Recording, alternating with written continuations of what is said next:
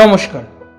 গপ্পগুচ্ছের আড্ডায় সকল শ্রোতাদের জানাই অনেক অনেক স্বাগত। আমাদের এই আড্ডার ভাড়ে আপনারা পাবেন ভয়, রহস্য, হাসি এবং অনেক ভালোবাসার সম্ভার। শিক্ষক দিবস উপলক্ষে আপনাদের জন্য আজ গপ্পগুচ্ছের আড্ডার নিবেদন সত্যজিৎ রায়ের লেখা বঙ্কুবাবুর বন্ধু। সত্যজিৎ রায় জন্মগ্রহণ করেছিলেন 2রা মে 1921 সালে। ছোটদের জন্য লিখেছেন অনেক ছোট গল্প। তার সৃষ্টি ফেলুমিত্তি অর্থাৎ স্বয়ং প্রদোষচন্দ্র মিত্র, আমাদের অতি প্রিয় এক গোয়েন্দা। আজকের গল্প বঙ্কুবাবুর বন্ধু প্রথম প্রকাশিত হয় 1961 সালে। আজকের গল্পের মূল চরিত্রে রয়েছেন বঙ্কুবাবু, শ্রীপতি মজুমদার, নিধুবাবু, চণ্ডীবাবু, রামকানাই, ভৈরব চক্রবর্তী এবং অ্যাং। এই গল্পের পরিচালনায় সাউন্ড এফেক্ট এবং আবহ সঙ্গীতে দেবজিৎ। শ্রোতাদের সুবিধার্থে আমরা গল্পের কিছু কিছু অংশের লেখা বদল করেছি। কিছু ভুল হলে আপনারা নিজ গুণে ক্ষমা করবেন। আজকের গল্পের পাঠক দেবজিৎ, দেবব্রত, দীপ, শুভজিৎ, অঙ্কিত এবং শর্মিষ্ঠা। শুরু হচ্ছে আজকের গল্প বঙ্কুবাবুর বন্ধু। বঙ্কুবাবুকে কেউ কোনোদিনও রাগতে দেখেননি। সত্যি বলতে গিয়ে তিনি রাগলে যে কিরকম ব্যাপারটা হবে, কি যে বলবেন বা কি যে করবেন, সেটা আন্দাজ করা ভারী শক্ত। অথচ রাগবার যে কারণ ঘটে না তা একেবারেই নয়। আজ 22 বছর ধরে কাকুরগাছির প্রাইমারি স্কুলে ভূগোল এবং বাংলা পড়িয়ে আসছে। এর মধ্যে কত ছাত্র আসলো, কত ছাত্র চলে গেল, কিন্তু বঙ্কুবাবুর পেছনে লাগা বন্ধ হয়নি। যেমন লম্বা ব্ল্যাকবোর্ডে তার ছবি এঁকে রাখা, তার বসবার চেয়ারে গাবের আঠা মাখিয়ে রাখা, কালী পুজোর রাত্রে তার পেছনে ছুঁচোবাজি ছেড়ে দেওয়া, এইসব এই 22 বছর ধরে ছাত্র পরম্পরায় চলে আসছে। বঙ্কুবাবু কিন্তু কখনো রাগেননি, কেবল মাঝে মাঝে গলা খাঁকড়িয়ে বলেছেন, ছি। আর একটা কারণ অবশ্য এই যে তিনি যদি রাগ টাগ করে মাস্টারি ছেড়ে দেন, তাতে তার মতো গরিব লোকের পক্ষে এই বয়সে আর একটা মাস্টারি জোগাড় করা খুব শক্ত ব্যাপার। অবশ্য আরও একটা কারণ আছে। ক্লাস ভর্তি দুষ্টু ছেলেদের মধ্যে দু একটা করে ভালো ছেলে প্রত্যেকবারই থাকে। বঙ্কুবাবু তাদের সঙ্গে ভাব করে তাদের পড়িয়ে এত আনন্দ পান যে তাতেই তার মাস্টারি যেন সার্থক হয়ে যায়। এইসব ছাত্রদের তিনি কখনো কখনো নিজের বাড়িতে নিয়ে আসেন, তারপর পার্টি করে মুরগি খেতে দিয়ে গল্পের ছলে দেশ বিদেশে আশ্চর্য ঘটনা শোনা। আফ্রিকার গল্প, মেরু আবিষ্কারের গল্প, ব্রাজিলে মানুষকে খুব মাছের গল্প, সমুদ্র গর্ভে তলিয়ে যাওয়া আটলান্টিস মহাদেশের গল্প, এইসবই বঙ্কুবাবু চমৎকার করে গল্পের ছলে বলে। শনি রোববার সন্ধ্যেবেলাটা বঙ্কুবাবু যান গ্রামের উকিল শ্রীপতি মজুমদারের আড্ডায়। অনেকবারই ভেবেছেন আর যাবেন না, এই বাড়ি শেষবার, আর না। কারণ ছাত্রদের টিটকিরি গা সওয়া হয়ে গেল, বুড়োদের পেছন লাগাটা যেন কিছুতেই বরদাস্ত হয়নি। এই বৈঠকে তাকে নিয়ে যে ধরনের ঠাট্টা তামাশা চলে, মাঝে মাঝে সহ্যের সীমা ছাড়িয়ে যায়। এই তো সেদিন 2 মাসও হয়নি, ভূতের কথা হচ্ছিল। বঙ্কুবাবু সচরাচর মুখ খোলেন না। সেদিন কি জানি কি হলো, হঠাৎ বলে ফেললেন যে তার ভূতের ভয় নেই। আর যায় কোথায়, এমন সুযোগ কি এসব লোকে ছাড়ে? রাত্রে বাড়ি ফেরার পথে বঙ্কুবাবুকে যাচ্ছে তাই ভাবে নাজেহাল হতে হল।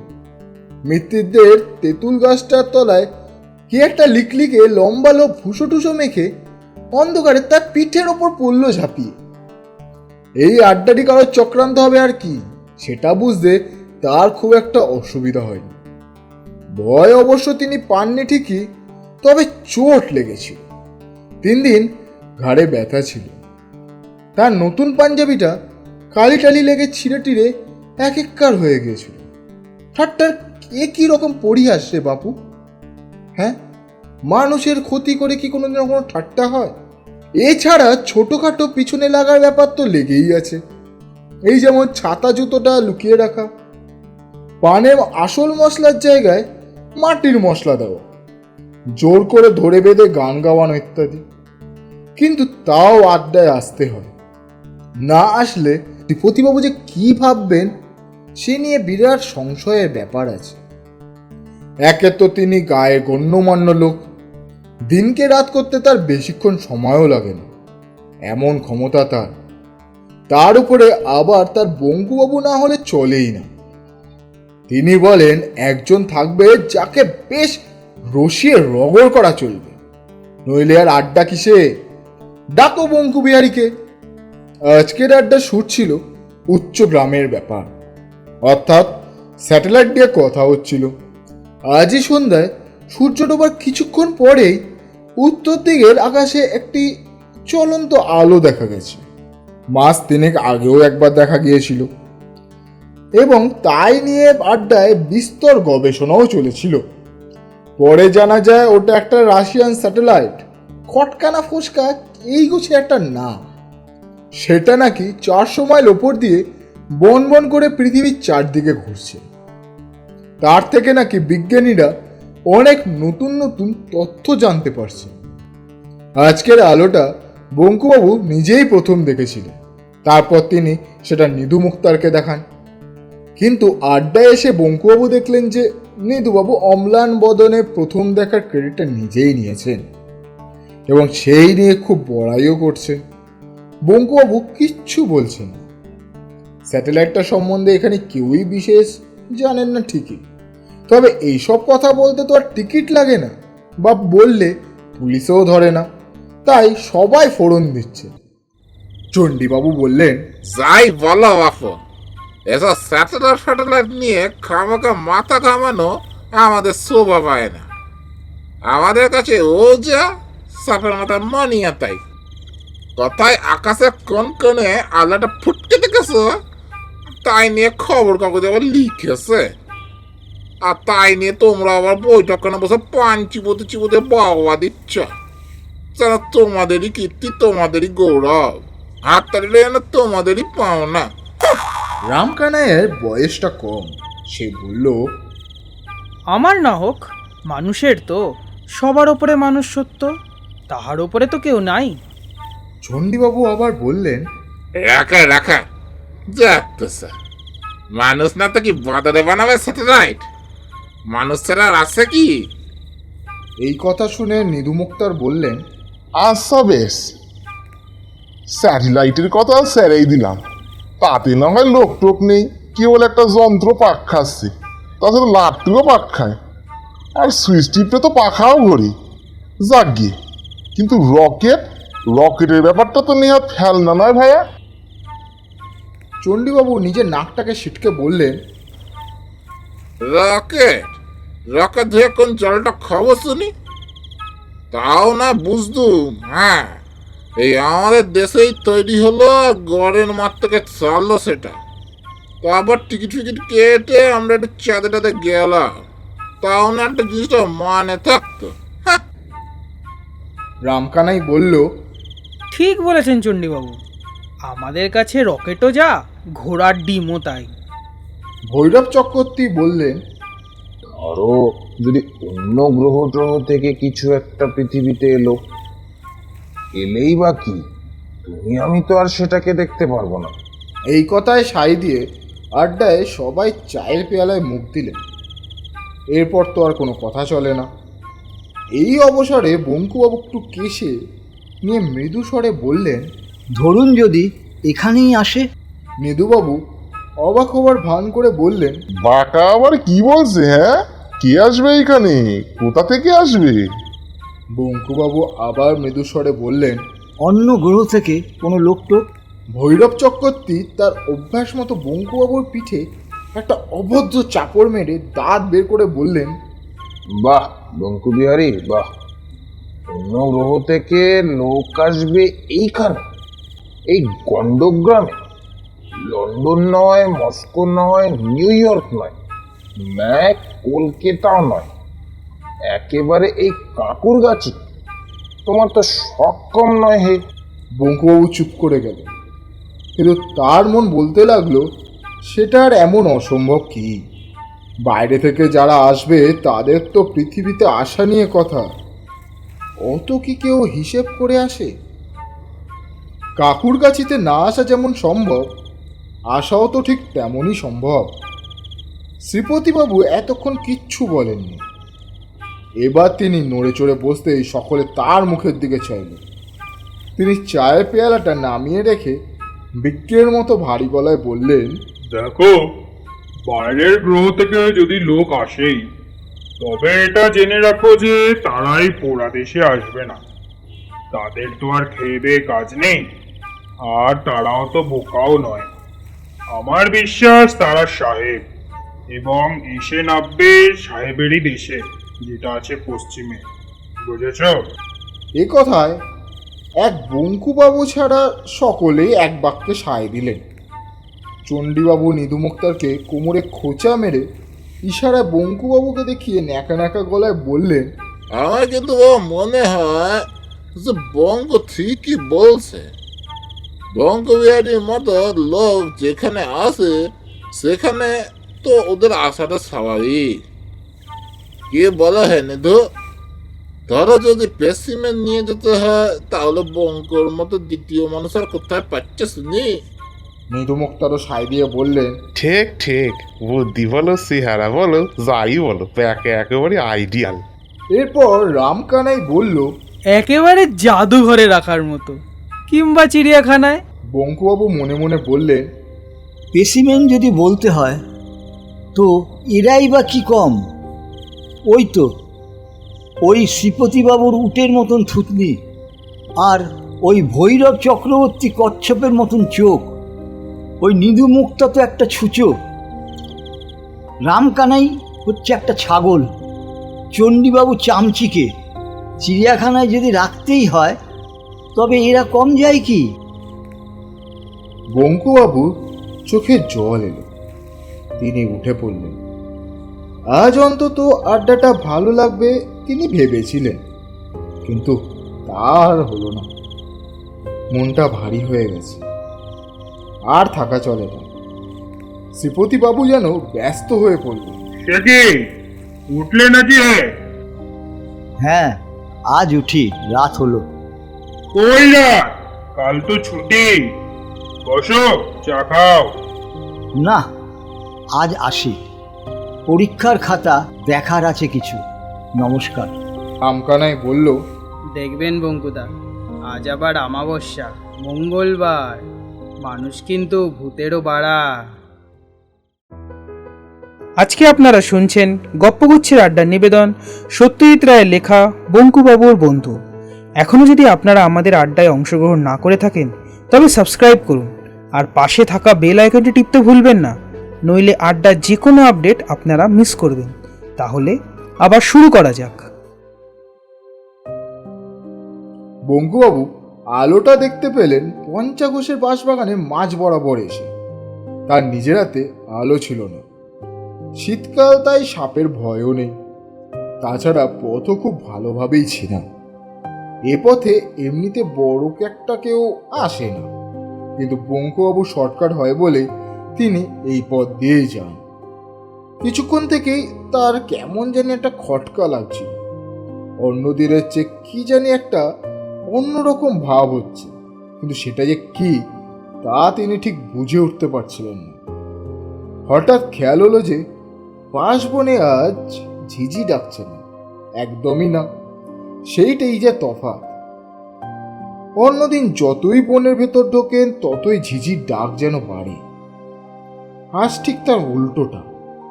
তাই এমন থমথমে ভাব। ব্যাপারটা ঠিক কি? ঝিঝিগুলো সব ঘুমোচ্ছে নাকি? ভাবতে ভাবতে হাত বিষে গিয়ে পূব দিকে চোখ পড়তে আলোটা দেখতে পেলেন। প্রথমে মনে হলো বুঝি আগুন লেগেছে। বনের মধ্যিখানের ফাঁকটায় যেখানে ডোবাটা রয়েছে তার মধ্যেই মনে হচ্ছে যেন একটা আগুন লেগেছে। চারপাশে বেশ খানিকটা জায়গা জুড়ে গাছের ডালে ও পাতায় একটা গোলাপি আভা, আর নিচে ডোবার সমস্ত জায়গা জুড়ে উজ্জ্বল গোলাপি আলো, কিন্তু আগুন নয়, কারণ আলোটা একদম স্থির। বঙ্কুবাবু এগোতে লাগলেন। কানের মধ্যে একটা শব্দ আসছে, কিন্তু সেটা যেন ধরা ছোঁয়ার বাইরে। হঠাৎ কানে তালা লাগলে যেমন হয়, রি রি রি রি, এ যেন ঠিক সেই রকম। বঙ্কুবাবুর গা একটু ছমছম করে থাকলেও একটা অদম্য কৌতূহল বশে তিনি এগিয়ে চললেন। ডোবার থেকে প্রায় 30 হাত দূরে বড় বাঁশঝাড়টা পেরোতেই তিনি জিনিসটা যেন দেখতে পেলেন। একটা অতিকায় উপুর করা কাচের বাটির মতো জিনিস সমস্ত ডোবাটাকে যেন আচ্ছাদন করে পড়ে আছে, এবং তার প্রায় স্বচ্ছ ছাউনির ভিতর থেকে একটা তীব্র অথচ স্নিগ্ধ গোলাপি আলো বিচ্ছুরিত হয়ে চতুর্দিকে বনকে আলোকিত করে উঠছে। এমন অদ্ভুত দৃশ্য বঙ্কুবাবু স্বপ্নেও কখনো দেখেননি।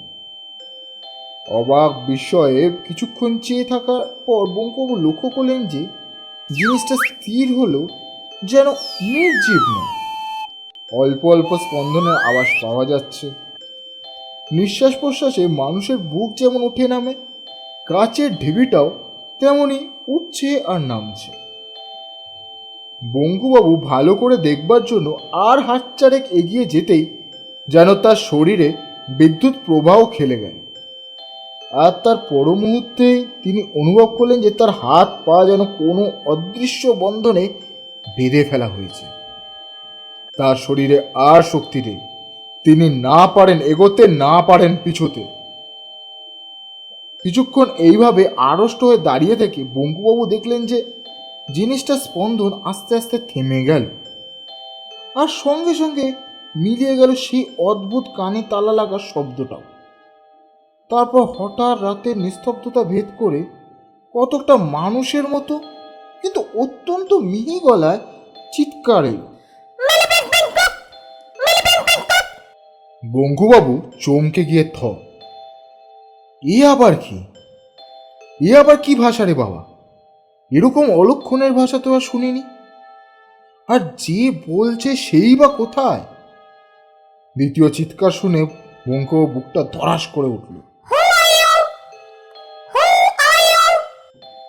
এই যে ইংরেজি, হয়তো তাকেই জিজ্ঞেস করা হচ্ছে প্রশ্নটা। বঙ্কুবাবু ঢোক গিলে বলে উঠলেন, I am Bankubihari Dutta sir, Bankubihari Dutta. আবার একটা প্রশ্ন এলো। বঙ্কুবাবু চেঁচিয়ে বললেন, no sir, Bengali caste sir. একটু কিছুক্ষণ চুপচাপের পর পরিষ্কার উচ্চারণে কথা এলো। বঙ্কুবাবু হাঁপ ছেড়ে বেঁচে বললেন, নমস্কার স্যার। বলার সঙ্গে সঙ্গে লক্ষ্য করলেন যে তার হাত পায়ের অদৃশ্য বাঁধনগুলো যেন আপনা থেকেই আলগা হয়ে গেল। তিনি ইচ্ছা করলেই এখন পালাতে পারেন, কিন্তু তিনি পালালেন না, কারণ তিনি দেখলেন সেই অতিকায় কাচের ঢিবির একটা অংশ আস্তে আস্তে দরজার মতো খুলে যাচ্ছে। সেই দরজা দিয়ে প্রথমে বেরিয়ে এলো এক মসৃণ বলের মতো একটা মাথা, তারপর একটা অদ্ভুত প্রাণীর সমস্ত শরীরটা। লিকলিকে শরীরের মাথা বাদে সমস্তটা যেন একটা চকচকে গোলাপি পোশাকে ঢাকা। মুখের মধ্যে কান ও নাকের জায়গায় দুটো করে এবং ঠোঁটের জায়গায় একটা করে ফুটো। লম্বা চুলের লেশমাত্র নেই। হলদে গোলগাল চোখ দুটো এমনই উজ্জ্বল যে দেখলে মনে হয় আলো জ্বলছে। লোকটা আস্তে আস্তে বঙ্কুবাবুর দিকে এগিয়ে এসে তার 3 হাত দূর থেকে তাকে একদৃষ্টে দেখতে লাগলো। বঙ্কুবাবু হাত দুটো আপনা থেকেই জোর হয়ে গেল। প্রায় 1 মিনিট দেখার পর লোকটা সেই রকম বাঁশির মতো মিহি গলায় বলল, বঙ্কুবাবু বললেন, হ্যাঁ। লোকটা প্রশ্ন করল, বঙ্কুবাবু আবার বললেন, হ্যাঁ।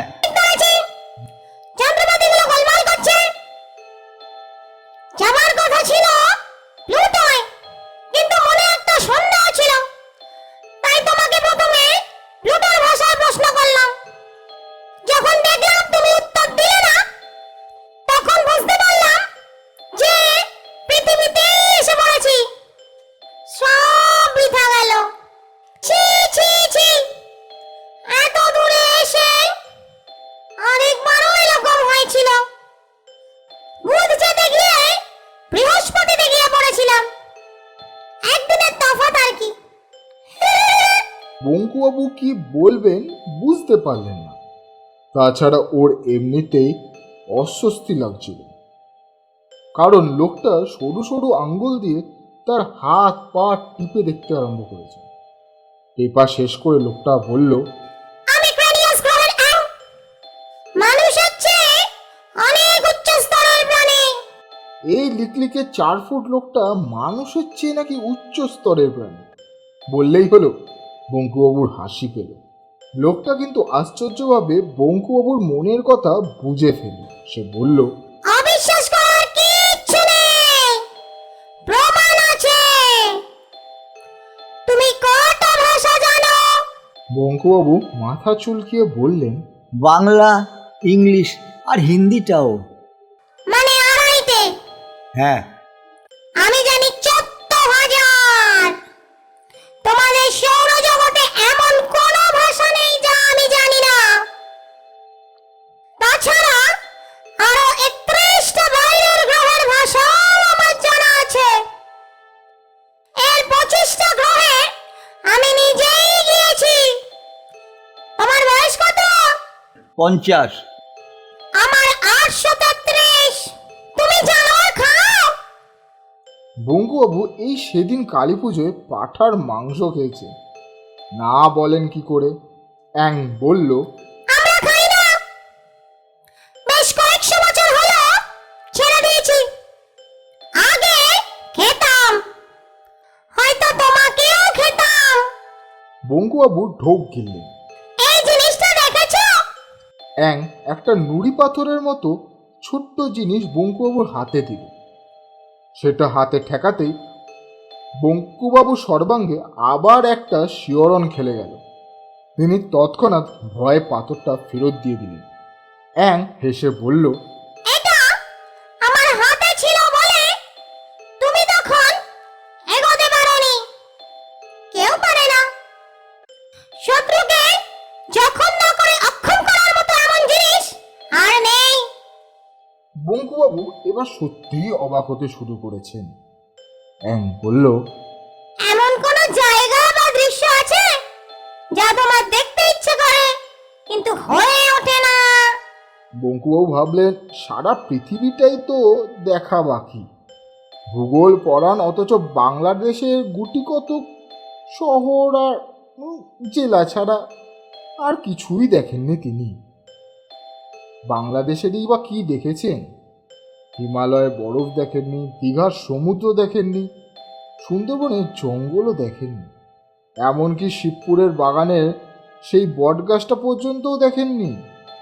মুখে বললেন, অনেক কিছুই তো দেখিনি।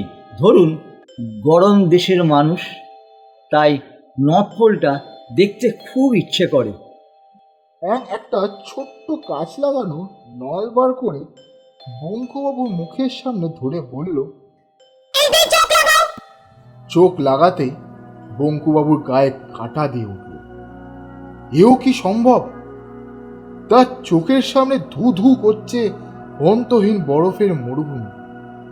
তার মাঝে মাঝে মাথা উঁচিয়ে আছে পাহাড়ের মতো এক একটা বরফের চাই।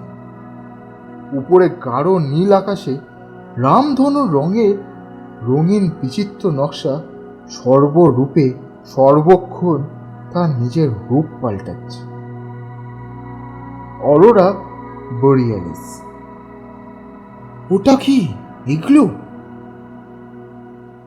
এই তো পোলার বিয়ারের শাড়ি, ওই পেঙ্গুইনের দল। ওটা কোন বিভৎস জানোয়ার? ভালো করে দেখে বঙ্কুবাবু চিনলেন ওটা সিন্ধু ঘটক। একটা নয়, দুটো।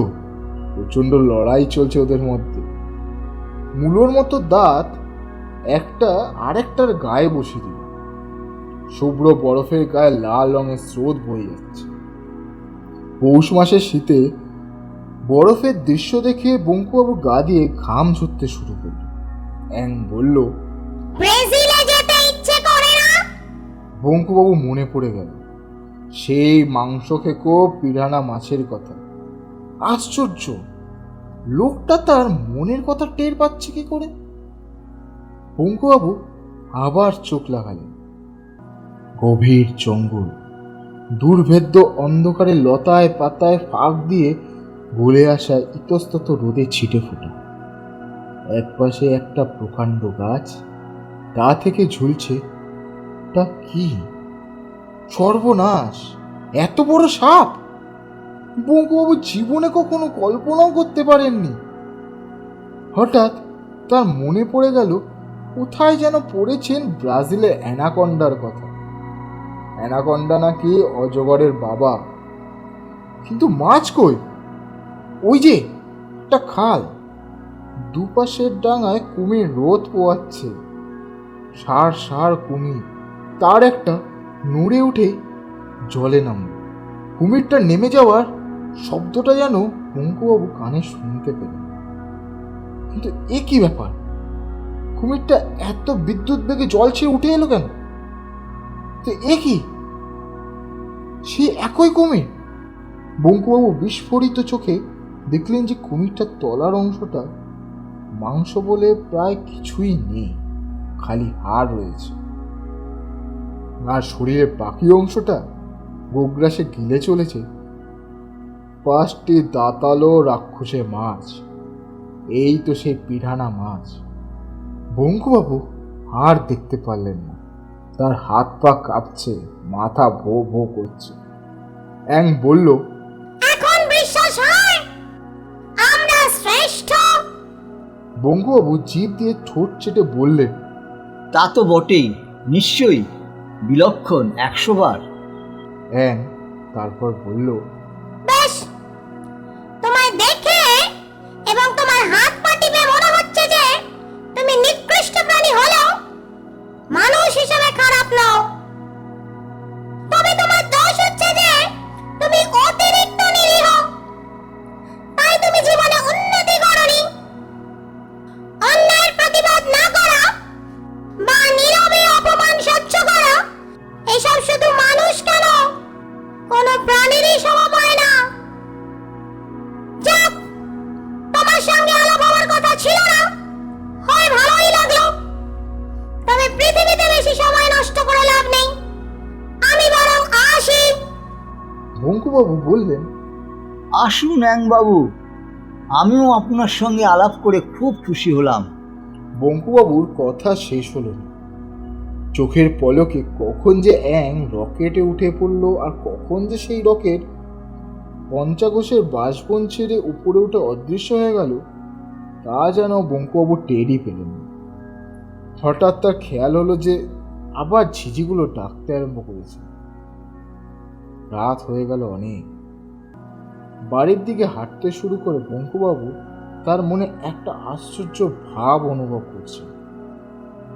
এত বড় একটা ঘটনা যে তার জীবনে ঘটে গেল, এই কিছুক্ষণ আগে তিনি সেটা ঠিক উপলব্ধি করতে পারেননি। কোথাকার কোন সৌরজগতের এক গ্রহ, তার নামও হয়তো কেউ শোনেনি, তারই একজন লোক তো নয়, অ্যাং, তার সঙ্গে এসে আলাপ করে গেল। কি অদ্ভুতই না! সারা পৃথিবীতে আর কারোর সঙ্গে নেই, কেবল তার সঙ্গে। তিনি শ্রী বঙ্কু বিহারী দত্ত, কাকরগাছি প্রাইমারি স্কুলে ভূগোল ও বাংলার শিক্ষক। আজ এই এখন থেকে অত্যন্ত একটা অভিজ্ঞতায় তিনি সারা পৃথিবীতে এক ও অদ্বিতীয়। পরদিন রোববার শ্রীপতিবাবুর বাড়িতে জোর আড্ডা বসেছে। কালকের আলোর খবর আজ কাগজে বেরিয়েছে, তবে নেহাতি নগণ্যের পড়ছে। বাংলাদেশে মাত্র 2-1টা জায়গা থেকেই এই আলোটা দেখতে পাওয়ার কথা খবরে এসেছে, তাই সেটাকে ফ্লাইং সসার বা উড়ন্ত পিরিচের মতো গুজবের মধ্যে ফেলে দেওয়া হয়েছে। আজ পঞ্চাঘোষও আড্ডায় এসছে। তার 40 বিঘের বাসবনের মধ্যে যে ডোবাটা আছে তার চারপাশে 10টা বাঁশঝাড় নাকি রাতারাতি একেবারে ন্যাড়া হয়ে গেছে। শীতকালে বাঁশের শুকনো পাতা ঝরে বটে, কিন্তু এইভাবে হঠাৎ ন্যাড়া হয়ে যাওয়াটাই খুবই অস্বাভাবিক। এই বিষয়ে কথা হচ্ছিল। এমন সময় ভৈরব চক্রবর্তী হঠাৎ বলে উঠলেন, আজ বঙ্কুরে তো দেরি হচ্ছে কেন? তাই তো, এতক্ষণ কারোর খেয়াল হয়নি। মৃদু বক্তার বললে, বাঁকা কি আর সহজে এমকো হবে? কাল মুখ খুলতে গিয়ে যা দাবরানি খাইছে। শ্রীপতিবাবু ব্যস্ত হয়ে বললেন, তা বললে চলবে কেন? বঙ্কুকে যে চাই আমার। রামকানাই, তুমি একবার যাও তো দেখি ধরে আনতে পারো কিনা। রামকানাই বলল, এই তো শ্রীপতি বাবু, চাটা খেয়েই যাচ্ছি।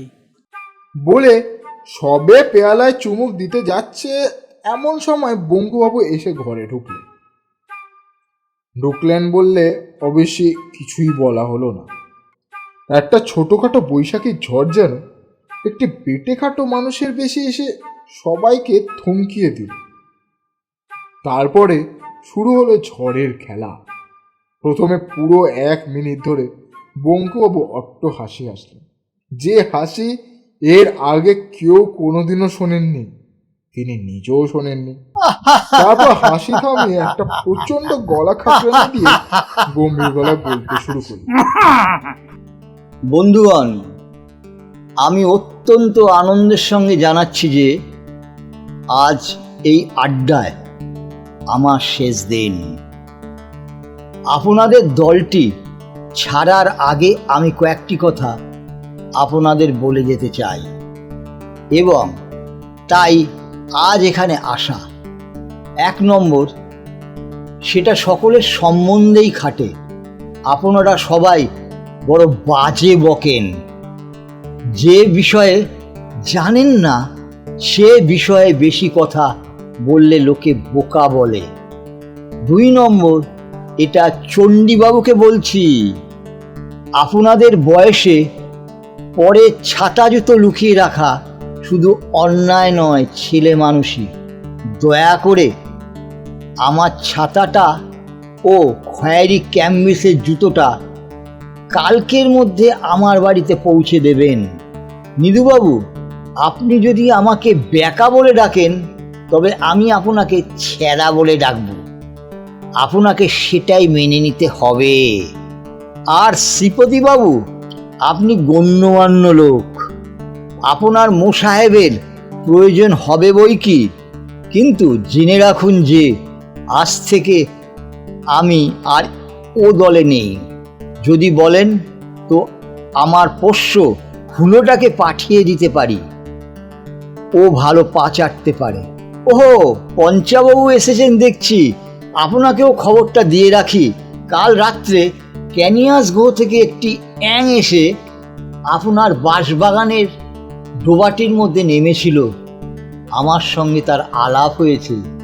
লোকটি ভারী ভালো। থুড়ি, অ্যাংটি ভারী ভালো। এই বলে বঙ্কুবাবু তার বাঁ হাত দিয়ে ভৈরব চক্রবর্তীর পিঠে একটা চাপড় মেরে বিষম খাইয়ে সদর্পে শ্রীপতিবাবুর ঘর থেকে বেরিয়ে গেল। ঠিক সেই মুহূর্তেই রামকানাইয়ের হাত থেকে চা ভর্তি পেয়ালাটা পড়ে গেল এবং সব্বার কাপড় চোপড়ে গরম চা ছিটিয়ে একেকার অবস্থা। কিন্তু এইদিকে বঙ্কুবাবু চললেন সিদ্ধারা সোজা করে তার নিজের স্বপ্নের দিকে। এতক্ষণ শুনছিলেন সত্যজিৎ রায়ের লেখা বঙ্কুবাবুর বন্ধু। গল্প পাঠে ও চণ্ডীবাবুর ভূমিকায় দেবজিৎ, বঙ্কুবাবুর চরিত্রে দেবব্রত, অ্যাংয়ের ভূমিকায় শর্মিষ্ঠা, উকিল শ্রীপতিবাবু এবং রামকানাইয়ের ভূমিকায় শুভজিৎ, নিধুবাবুর চরিত্রে অঙ্কিত এবং ভৈরব চক্রবর্তীর ভূমিকায় দীপ। যদি আপনাদের গল্পটি ভালো লেগে থাকে বা কোনো পরামর্শ দিতে চান তাহলে অবশ্যই হবে কমেন্ট করে আমাদের জানাবেন, আর সাবস্ক্রাইব করে পাশে থাকা বেল আইকনটি টিপতে ভুলবেন না। তাহলে আজ এই পর্যন্তই। নতুন গল্প নিয়ে আবার গপ্পগুচ্ছের আড্ডা হাজির হবে আগামী সপ্তাহে রবিবার ঠিক দুপুর 3টে। Till then, good by.